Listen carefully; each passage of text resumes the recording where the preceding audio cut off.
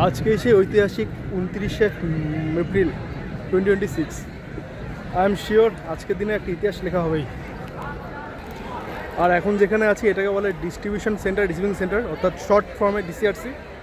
Vote কর্মীরা যারা vote নিয়ে আসে তারা এখানে সব জিনিসপত্রগুলো জমা করে।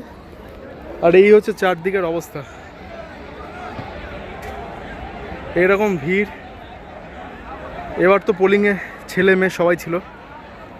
এখানে যাবতীয় সব রকম কাজ, অর্থাৎ পুলিশ ট্যাগিং, ভেহিকেল ট্যাগিং, বাদবাকি সব বুথে পৌঁছানো, সব কিছু এখানেই হয়। তো অর্থাৎ এইটুকু একটা জায়গাতে তিনটে কেন্দ্রের, মানে তিনটে বিধানসভা কেন্দ্রের যদি সব কাজ হয় তাহলে সেখানে কি অবস্থা হতে পারে।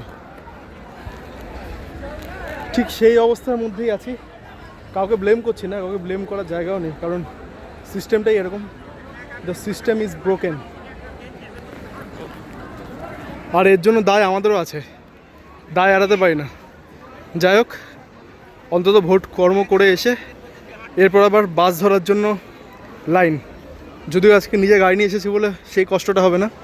এখন এখান থেকে বেরোবো, কোথায় বর্ধমান আর কোথায় আমাদের বাড়ি, 100 কিলোমিটার অ্যাপার্ট। দেখি কতটা কী করা যায়।